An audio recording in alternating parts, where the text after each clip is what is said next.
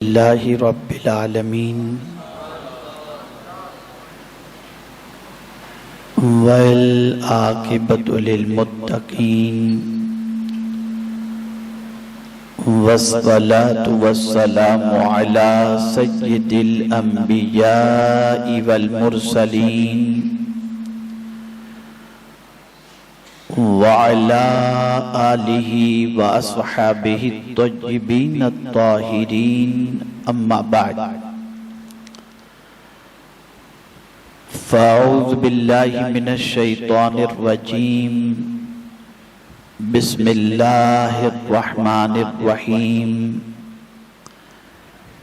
انما یعمر مساجد اللہ من آمن باللہ والیوم الآخر وأقام الصلاة وآت الزکاة ولم یخش الا اللہ فعسى أولئك أن يكونوا من المهتدين صدق اللہ العظیم۔ قابل قدر سادات کرام، علماء ذوی الاحترام، حاضرین و ناظرین، السلام علیکم ورحمۃ اللہ وبرکاتہ۔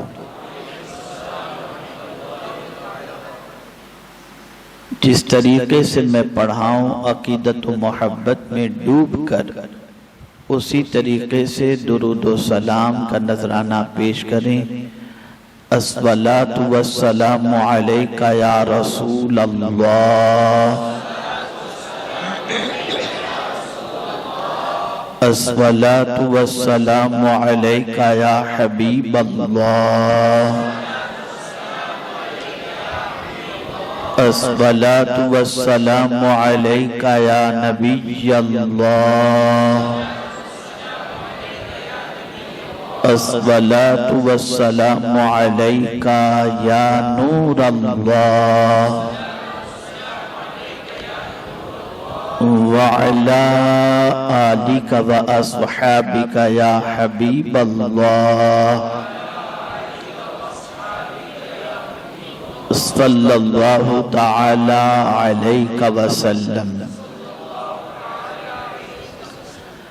میں دل کی اتہ گہرائیوں سے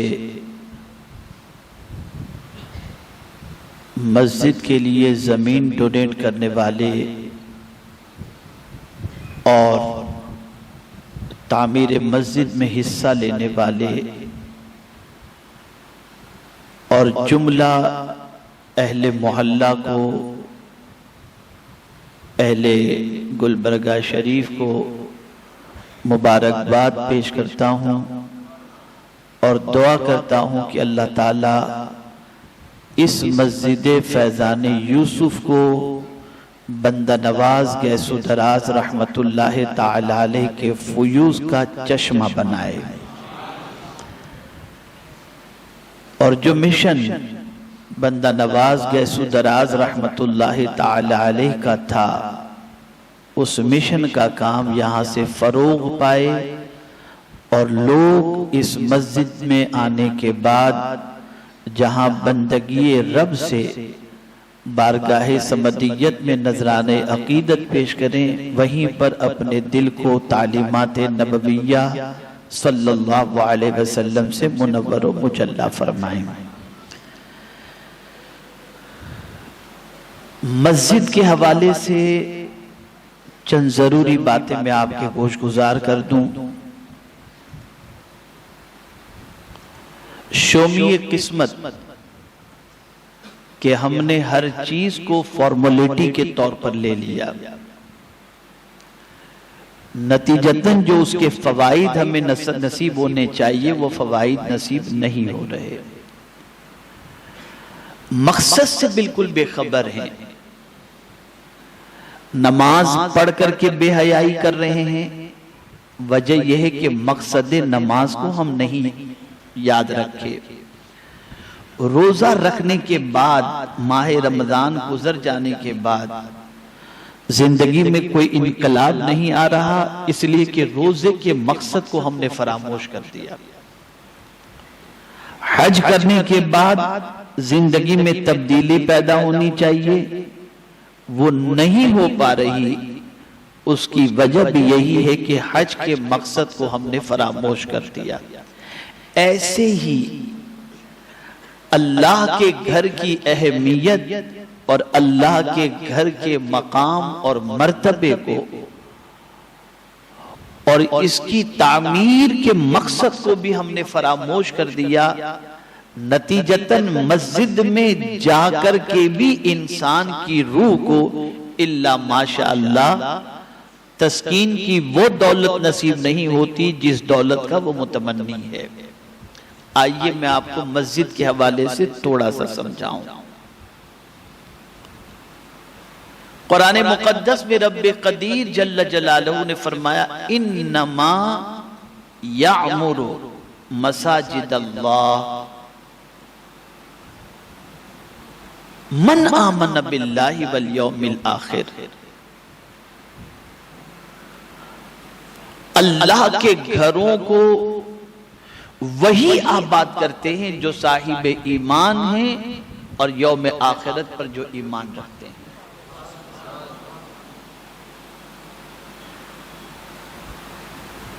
پیغمبر رحمت صلی اللہ تعالی علیہ وسلم کو مسجد سے کتنی انسیت تھی، اور رسول گرامی وقار صلی اللہ علیہ وسلم کو مسجد سے کتنی محبت تھی۔ اس کا اندازہ آپ اس سے لگائیں کہ مکہ مکرمہ میں چونکہ مسجد حرام پہلے سے موجود تھی اور وہاں سرکار صلی اللہ علیہ وسلم کے اعلان نبوت کے بعد کے 13 سال جو گزرے ہیں وہ نہایت ہی آزمائش اور سخت ترین امتحان سے گزرے ہیں۔ لیکن جب رسول اعظم صلی اللہ تعالی علیہ وسلم مکہ مکرمہ سے ہجرت فرما کر مدینے تشریف لائے اور قباء جب سرکار پہنچے صلی اللہ علیہ وسلم تو پہلے حضور نے اپنا گھر نہیں اللہ کا گھر تعمیر فرمایا،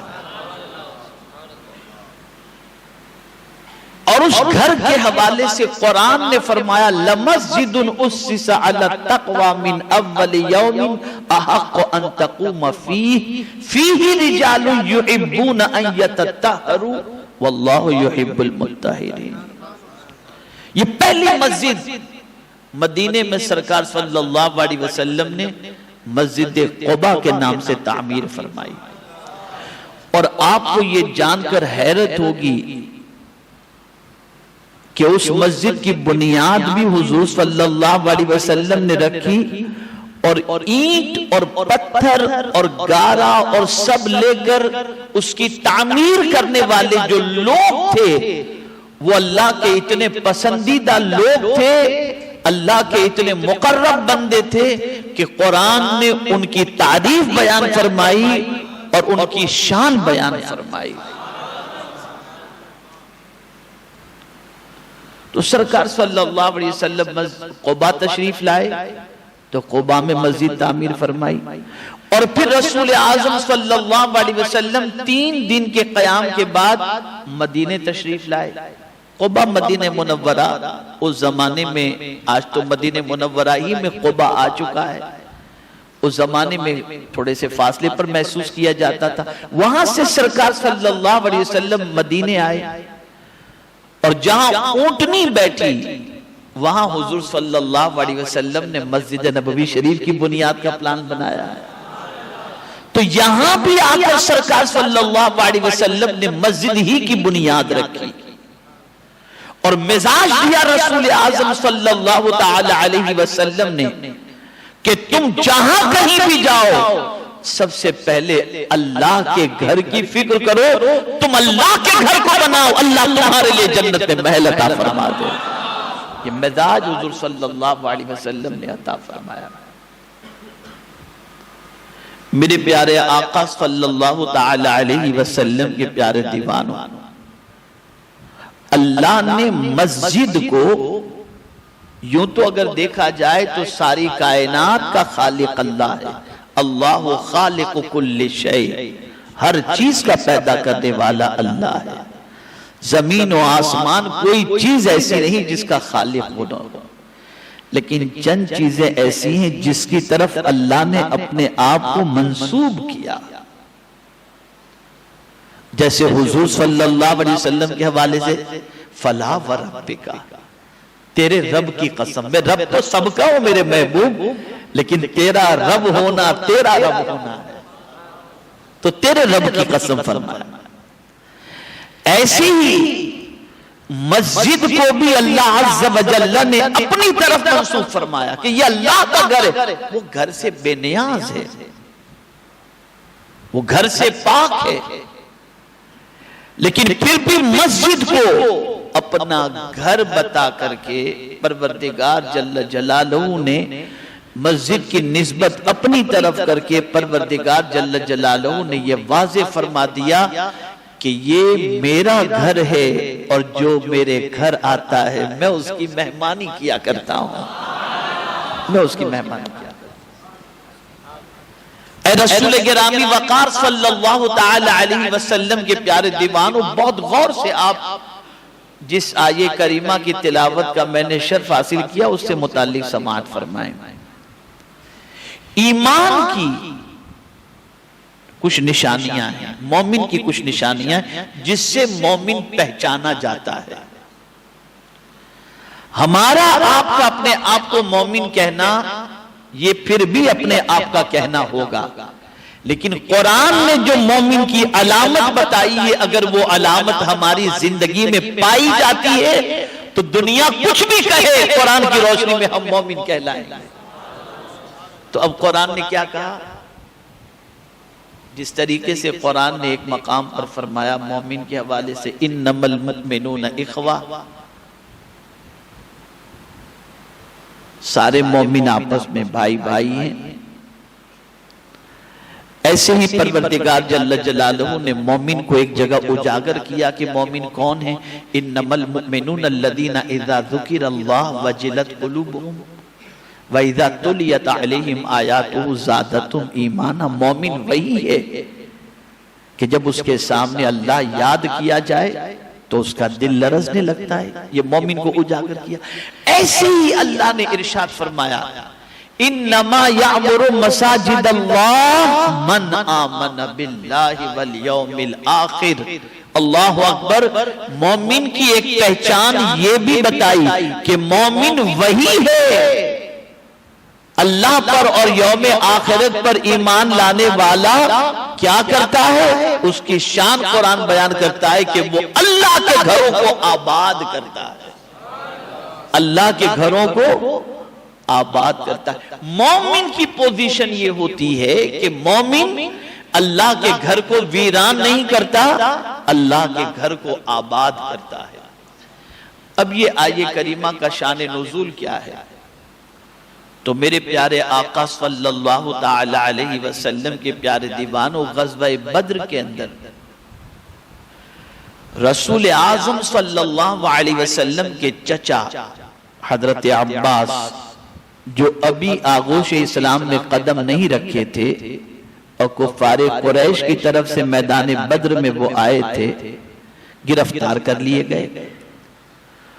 اور جب حضرت عباس کو گرفتار کر لیا گیا، چونکہ ابھی وہ اسلام قبول نہیں کیے تھے، اور گرفتار کر کے جب رسول اعظم صلی اللہ تعالی علیہ وسلم کی بارگاہ میں ان کو پیش کیا گیا، اس وقت صحابہ کرام علیہم الرضوان نے حضرت عباس کو بہت سخت سست کہا۔ کسی نے کچھ کہا، کسی نے کچھ کہا، کسی نے کچھ کہا، لیکن سب سے سخت لب و لہجہ اگر کسی کا تھا تو وہ مولا علی کرم اللہ تعالی وجہہ الکریم کا تھا۔ مولا علی نے حضرت عباس سے یوں کہا، آپ حضور صلی اللہ علیہ وسلم کے چچا ہو، آپ کو سرکار کی قرابت داری کا بھی کوئی خیال نہیں؟ آپ نے ان کا بچپنا دیکھا ہے، ان کی جوانی دیکھی ہے، ان کی زندگی دیکھی ہے، کیا کوئی لفظ ان کی زبان سے کبھی جھوٹ نکلا ہے؟ آپ ان کے مقابلے میں جنگ کرنے کے لیے آئے، آپ ان سے لڑنے کے لیے آئے، آپ جانتے ہیں کہ زمین پر سب سے سچا اور اچھا انسان اور رسول ان کے علاوہ کوئی دوسرا نہیں، پھر بھی آپ کو رشتہ داری کا بھی کوئی خیال نہیں۔ تو اس وقت حضرت عباس جو ابھی اسلام قبول نہیں کیے تھے، انہوں نے مولا علی سے کہا کہ آپ لوگوں کو کیا ہماری ساری برائیاں ہی نظر آتی ہیں؟ ہم میں کوئی اچھائی آپ کو نظر نہیں آتی؟ تو مولا علی کو حیرت ہوئی، انہوں نے کہا آپ لوگوں میں کیا اچھائی؟ تو انہوں نے کہا کہ ہم مسجد حرام کو آباد کرتے ہیں، ہم حاجیوں کو پانی پلاتے ہیں، یہ کام انہوں نے بتائے۔ اب آباد کرنا کیا تھا، غور سے سنیے گا، اس لیے کہ آپ کو فکر مسجد کی سمجھ میں آئے گی۔ حضرت عباس جو ابھی آغوش اسلام میں قدم نہیں رکھے تھے، انہوں نے مولا علی سے کہا کہ مسجد حرام ہم آباد کرتے ہیں۔ آباد کس طریقے سے کرتے تھے؟ تو وہاں مسجد حرام کے اندر اوٹے بنے ہوئے تھے، وہاں لوگ بیٹھتے تھے اور بیٹھ کر کے گپ شپ کرتے تھے، اسی کو حضرت عباس نے کہا کہ ہم آباد کرتے ہیں۔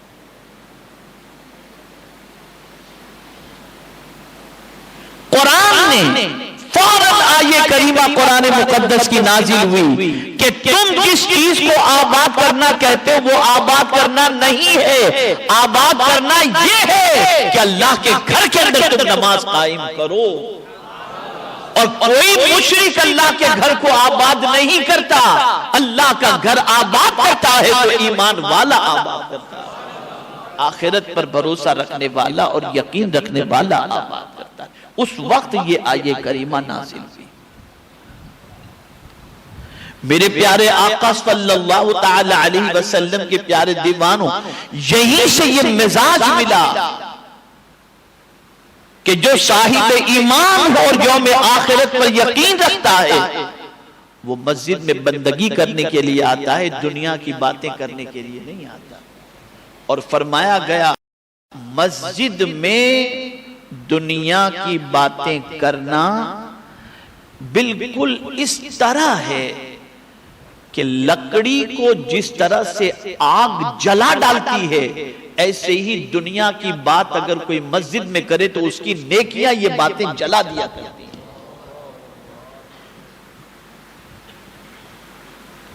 ساری نیکیاں جل کر کے راکھ ہو جاتی ہیں۔ اور یہاں یہ بات بھی بتا دوں، مسجد کوئی گرا نہیں سکتا، مسجد نہ کوئی ڈھا سکتا ہے نہ کوئی گرا سکتا ہے۔ یہ جو ہے نا، یہ تو دیواریں ہیں مسجد کی۔ مسجد کا معنی کیا ہوتا ہے؟ سجدے کی جگہ۔ کیا ہوتا ہے؟ یہ زمین کون گرائے گا؟ یہ سجدے کی جگہ ہے، یہ سجدے کی جگہ ہے نا۔ اور میرے پیارے آقا صلی اللہ تعالی علیہ وسلم کے پیارے دیوانوں، ہم نماز کے اندر رکوع بھی کرتے ہیں، قیام بھی کرتے ہیں، قاعدہ بھی کرتے ہیں، قومہ بھی کرتے ہیں، لیکن اللہ نے اس کا نام نہ مقام رکھا نہ مرکع رکھا، نہیں رکھا، بلکہ اللہ نے اس کا نام مسجد رکھا، سجدے کی جگہ۔ اس کے مراد یہ ہے کہ بندہ جب بھی چاہے کہ وہ خدا سے قریب ہو جائے، وہ سجدے میں چلا جائے، وہ اللہ سے قریب ہو جائے گا۔ اور سجدے کی حالت میں بندہ خدا سے سب سے زیادہ قریب ہوتا ہے۔ اے رسول اعظم صلی اللہ تعالی علیہ وسلم کے پیارے دیوانوں، مسجد کی تعظیم کا حکم بھی قرآن میں موجود ہے، اور کیا کرنا چاہیے مسجد کے اندر یہ بھی قرآن میں موجود ہے۔ فی بیوت اذن اللہ ان ترفع ویذکر فیہا اسمہ یسبح لہ فیہا بالغدو والآصال او کما قال۔ اللہ کے گھروں کی تعظیم کرو اور اس میں اللہ کا نام لو، اللہ کا ذکر کرو، اور میرے پیارے آقا صلی اللہ تعالی علیہ وسلم کے پیارے دیوانوں، اور یہ نہیں کہ تھوڑی دیر کے لیے ذکر کرو اور بعد میں ذکر نہ کرو، نہیں، بلکہ صبح بھی اس کی تسبیح بیان کرو اور شام بھی اس کی تسبیح بیان کرو۔ اور جس شخص کا دل مسجد میں لگا ہو اور جس شخص کو مسجد سے محبت ہو، آقا کریم رؤوف الرحیم علیہ التحیۃ والتسلیم ارشاد فرماتے ہیں کہ 7 قسم کے لوگ ایسے ہیں جنہیں اللہ کل بروز قیامت عرش کے سائے میں جگہ عطا فرمائے گا۔ اور یہ بات یاد رکھیں، قیامت جب قائم ہوگی نا تو یہ زمین جو ہے نا، اس پہ ابھی آپ کو پہاڑ بھی نظر آتے ہیں، اونچی نیچی بھی نظر آتی ہے، لیکن یہ بالکل روٹی کی طرح ایک دم پلین ہو جائے گی یہ زمین، اور کوئی درخت، کوئی دیوار، کوئی سایہ، کچھ بھی نہیں ہوگا۔ اور حدیث شریف کے اندر ہے کہ بندہ اپنے پسینے میں گردن تک ڈوب رہا ہو، گرمی اتنی شدید ہوگی کہ سائے کے تلاش کرنے کے لیے بندہ تلاش کرتا ہوگا لیکن اسے کوئی سایہ نہیں ملے گا، لیکن ایسے میں حضور فرماتے ہیں صلی اللہ علیہ وسلم 7 خوش نصیب ایسے ہیں جنہیں اللہ کل بروز قیامت عرش کا سایہ نصیب فرمائے گا۔ ان میں سے ایک کون ہے؟ وَقَلْبُهُ مُعَلَّقٌ فِي الْمَسْجِدِ حَتَّى يَرْجِعْ، اس کا دل، یعنی اس بندے کو اللہ عرش کے سائے میں جگہ عطا فرمائے گا جس کا دل مسجد سے معلق ہو، یعنی نماز پڑھ کر کے نکلا، لگا تجارت میں ہے اور انتظار کر رہا ہے کہ کب اذان ہو اور میں پھر سے مسجد میں چلا جاؤں، ایسے بندے کو اللہ عز و جل کل عرش کے سائے میں جگہ عطا فرمائے گا۔ یہ رسول اعظم صلی اللہ علیہ وسلم کا ارشاد ہے۔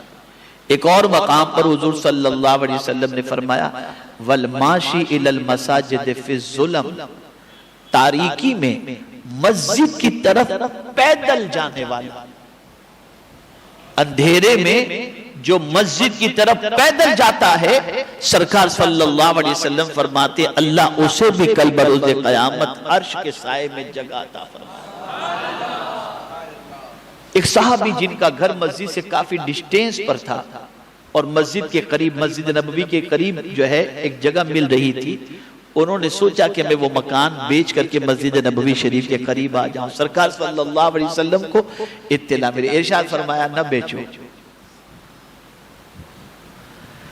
تم جتنے دور سے جتنا قدم چل کر کے آؤ گے اتنی نیکیاں تمہیں زیادہ نصیب ہو جائیں۔ یہ حضور کا ارشاد ہے۔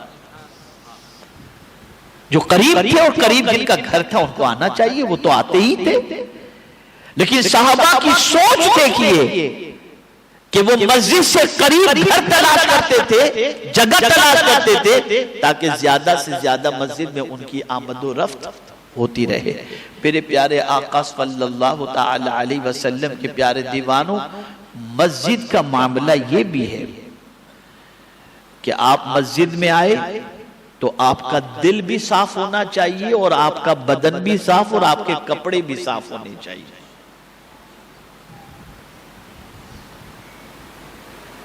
پیورٹی ہونی چاہیے۔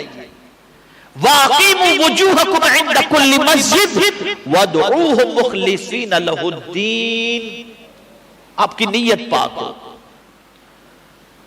آپ اللہ کے گھر کی طرف جب چہرہ کرو تو اس کو پکارو اور دل سے پکارو، آپ کی نیت بالکل صاف ستھری ہونی چاہیے اور اس صاف ستھری نیت سے اس کو پکارو۔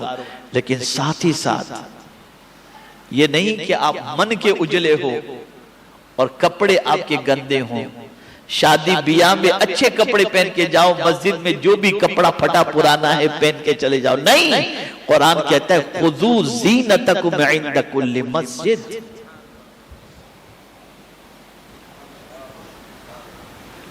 سنور کر کے جاؤ، اس لیے کہ کسی کا دربار خدا سے بڑھ کر کے نہیں ہو سکتا، تو جب اس کے گھر میں جاؤ تو سنور کر کے جاؤ، اچھے لباس زیب تن کر کے جاؤ، اچھی طرح سے سنور کر کے جاؤ۔ حضور مفتی اعظم ہند علیہ رحمت و رضوان کو میں نے دیکھا ہے، وہ جب نماز کے لیے نکلتے تو دولہے کی طرح سنور کر کے نکلا تھا۔ وہ اپنے امامے کو اچھی طرح سے دیکھتے تھے، اپنے لباس کو دیکھتے تھے اور اس طریقے سے نکلتے تھے۔ اور میں نے حضور مجاہد ملت علیہ رحمہ کو بھی دیکھا ہے، ان پر مقدمہ ہوا اور جب وہ کورٹ میں جانے کے لیے ان کو جانے کا معاملہ ہوا تو کسی شاگرد نے کہا کہ حضور آپ پائجامہ پہن لیجئے، کورٹ میں تہبند پہن کر کیسے جائیں گے؟ تو جواب میں وہ کہتے ہیں میرے رب کے گھر سے بڑھ کر کسی کا گھر نہیں، جب اس کے گھر میں تہبند پہن کر کے جاتا ہوں تو کورٹ میں مجھے پائجامے کی کیا ضرورت ہے؟ یہ سوچ تھی۔ اور اسی آیت کی تفسیر کے اندر خُذُوا زِینَتَکُمْ عِنْدَ کُلِّ مسجد کی تفسیر میں فرمایا گیا فرش اچھا بناؤ، دیواریں اچھی بناؤ، خوشبو مسجد کے اندر لگاؤ، بلکہ فاروق اعظم رضی اللہ تعالی عنہ کا معمول تھا یوم جمعہ کو نماز سے پہلے مسجد کے اندر خوشبو کی دھونی دیا کرتے تھے۔ یہ آپ کا معمول تھا۔ اور سن لو، روشنی کے حوالے سے بھی تفسیر میں فرمایا گیا کہ مسجد کو زینت دو روشنی کے ذریعے بھی۔ آقا کریم صلی اللہ علیہ وسلم ایک بار مسجد نبوی شریف میں تشریف لائے تو میرے آقا صلی اللہ تعالی علیہ وسلم نے دیکھا کہ کسی نے روشنی کا انتظام مسجد نبوی شریف میں کیا ہے۔ سرکار صلی اللہ علیہ وسلم نے ارشاد فرمایا یہ کس نے کیا ہے؟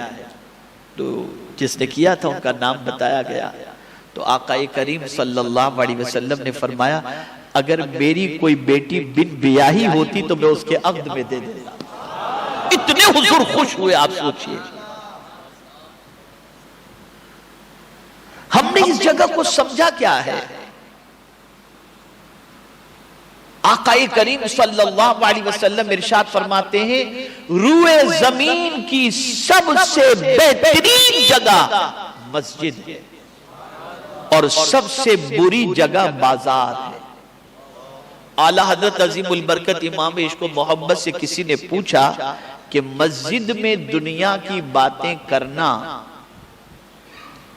یہ کتنا بڑا گناہ ہے، اس کی سزا کیا ہے؟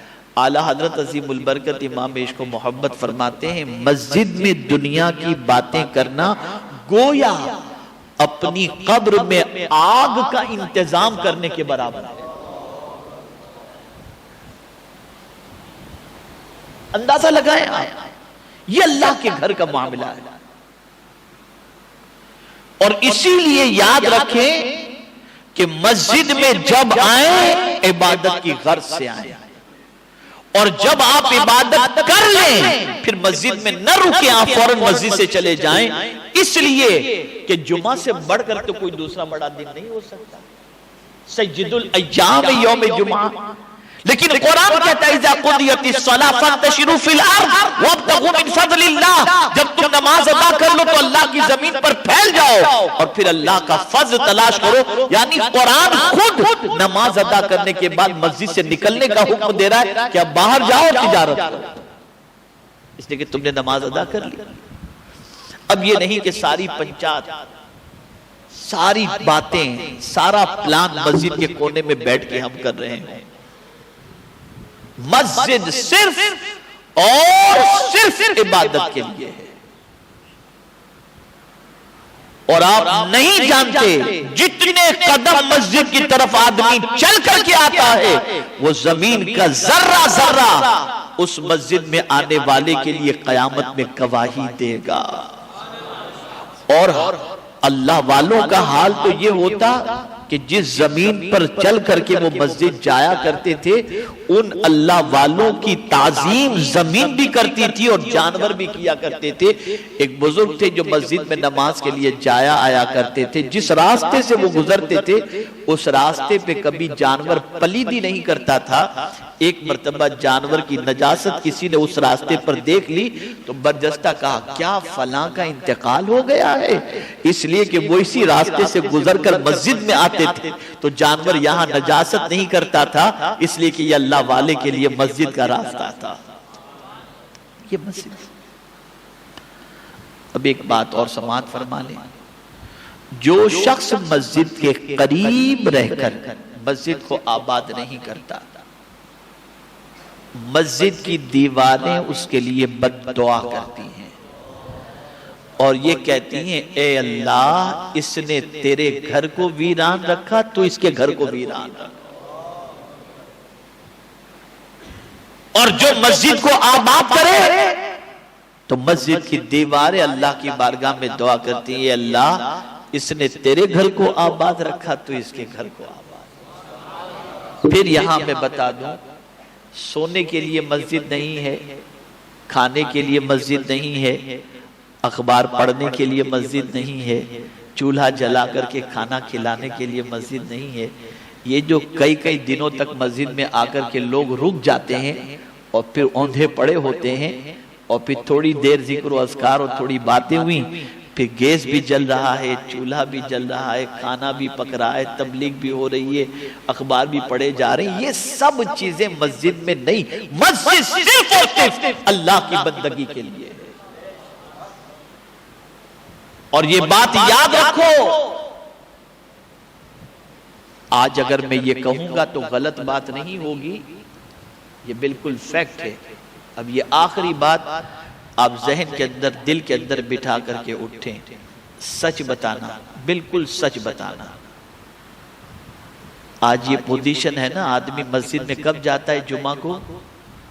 جب خطبہ شروع ہوتا ہے، اور مسجد سے جلدی بھاگ جاتا ہے۔ سچ بتانا، مسجد میں دل نہیں لگتا نا لوگوں کا؟ بھئی ایک سوال پوچھ رہا ہوں، بہت ٹھنڈے کلیجے سے جواب دیجئے، اپنے آپ میں جھانک کر کے جواب دیجئے۔ بہت سارے لوگ مسجد میں آتے ہیں، بے چینی ہوتی ہے، یار کب نکلے، ارے امام صاحب بہت لمبی قرات کر ڈالے یار، تھکا دیا انہوں نے دل۔ مسجد میں بیٹھے جلدی سے بھاگنے کی فکر، اور باہر نکل کر 1 گھنٹے تک کھڑے رہ کر گفتگو کریں گے، انہیں کچھ نہیں ہوگا۔ بتائیے یہ جو میں کہہ رہا ہوں یہ سچ ہے یا غلط ہے؟ جواب دیں آپ۔ یہ بھی ایک ایمان کا تھرمامیٹر ہے، جس کا دل مسجد میں نہ لگتا ہو اس کا ایمان سب سے کمزور ہے۔ سیدنا صدیق اکبر رضی اللہ تعالیٰ عنہ فرماتے ہیں مسجد میں اس کا دل لگتا ہے جس کا ایمان مضبوط ہو، اور مسجد میں اس کو بے چینی ہوتی ہے جس کا ایمان کمزور ہو۔ آج جنت میں دل نہیں لگتا، مسجد تو روئے زمین کی جنت ہے نا، روئے زمین کی جنت، حضور صلی اللہ علیہ وسلم نے فرمایا کہ روئے زمین کی جنت مسجد ہے، لیکن آج مسلمانوں کا دل مسجد میں نہیں لگ رہا۔ تو مسجد میں دل کا نہ لگنا یہ ایمان کی کمزوری کی علامت ہے۔ تو میرے پیارے آقا صلی اللہ تعالی علیہ وسلم کے پیارے دیوانوں، اللہ کے گھر کو آباد کرو سجدوں کے ذریعے، تلاوت کے ذریعے۔ اللہ کے گھر کو آباد وہی کرتا ہے جو صاحب ایمان ہو، یوم آخرت پر جس کا یقین ہو۔ اور میرے پیارے آقا صلی اللہ علیہ وسلم کے پیارے دیوانوں، جس کو کل بروز قیامت عرش کے سائے میں جگہ درکار ہو، وہ اللہ کے گھر سے محبت بھی کرتا ہے اور اللہ کے گھر میں آنا جانا اپنی عادت بناتا ہے۔ اور سن لو، آقا کریم صلی اللہ علیہ وسلم نے فرمایا جو شخص مسجد میں آنے جانے کا پابند ہو اس کے ایمان کی گواہی دے دو، اس کے ایمان کی گواہی دے دو۔ تو میرے پیارے آقا صلی اللہ علیہ وسلم کے پیارے دیوانوں، اللہ کے گھر سے محبت کرو۔ بہت بڑا کام اس مسجد کو قائم کرنے میں اور قائم کر کے ہمارے فیضان یوسف کے نام سے جو جناب مرحوم یوسف صاحب ہیں، ان کے بچوں نے زمین وغیرہ دی اور تعمیر وغیرہ ہوئی، بہت بڑا کام ہوا ہے، بہت بڑا کام۔ اب آپ دیکھیں نا، صدیق اکبر رضی اللہ تعالیٰ عنہ کو ہر سجدے کا ثواب مل رہا ہے۔ مسجد نبوی شریف میں جتنے بھی ہوتے ہیں صدیق اکبر رضی اللہ تعالیٰ عنہ کو اس کا ثواب مل رہا ہے، اس لیے مل رہا ہے کہ مسجد نبوی شریف کی وہ زمین 2 یتیم بچوں سے خرید کر انہوں نے وقف کی تھی، تو جتنے سجدے ہوں گے اس کا ثواب ان کو ملے گا۔ اب یہاں بھی جتنے سجدے ہوں گے زمین دینے والے کو اللہ ثواب عطا فرمائے گا، اور جن کے نام سے تعمیر کی گئی اللہ تعالیٰ ان کی روح کو اس کا ثواب عطا فرمائے گا۔ تو اللہ کے گھر کو پرائیورٹی دو، جہاں جاؤ پہلے مسجد قائم کرنے کی فکر کرو، اللہ کے گھر کو قائم کرنے کی فکر کرو۔ وقت کی قلت کی بنیاد پر کانسیپٹ آف مسجد سرکار کے زمانے میں کیا تھا، میں اس کے حوالے سے پھر کبھی عرض کروں گا مختصراً کہ بس یہ مسجد اللہ کا گھر ہے، اسے آباد کرو، اس کو گندگی سے پاک رکھو۔ یہاں تک کہ خود سیدنا فاروق اعظم رضی اللہ تعالیٰ عنہ مسجد نبوی شریف کی صفائی بھی کیا کرتے تھے۔ تو یہ نہیں کہ یہ مسجد کا خادم، بلکہ آپ مسجد میں کوئی خود سرکار صلی اللہ علیہ وسلم مسجد میں کوئی کچرا دیکھتے حضور اٹھا کر کے اسے باہر پھینکا کرتے۔ ہم تو آتے کہتے خادم تو جو پگار کائے کا ملتا ہے بھائی، تو دیکھتا نہیں ہے کچرا پڑا ہوا ہے؟ ہم ملازم سے کہتے ہیں تو یہ تنخواہ کائے کی دی جاتی ہے، صفائی نہیں کرتا ہے؟ ارے بھائی تم ہی اٹھا کر باہر پھینک دو تو ثواب تم کو بھی مل جائے گا۔ یہ بھی کرو۔ اللہ تعالیٰ مجھے آپ کو سب کو اپنی کتاب اور اپنے محبوب صلی اللہ علیہ وسلم کی تعلیمات پر عمل کی توفیق نصیب فرمائے، اور ہمارا دل مسجد سے لگا دے، مسلمانوں کا دل مسجد سے لگا دے، اور ہمیں ہر سنی صحیح العقیدہ عاشق رسول کے پیچھے نماز ادا کرنے کی توفیق نصیب فرمائے۔ اللہ تعالیٰ فیضان یوسف کے نام سے جو مسجد تعمیر کی گئی ہے تو مرحوم جناب یوسف صاحب کو کروٹ کروٹ جنت کے جلوے نصیب فرمائے، اور جن بچوں نے یہ کام کیا ہے، زمین دی ہے اور تعمیر میں جن لوگوں نے حصہ لیا، انہیں دارین کی سعادت عطا فرمائے۔ وما علینا الا البلاغ المبین۔ السلام علیکم ورحمۃ اللہ وبرکاتہ۔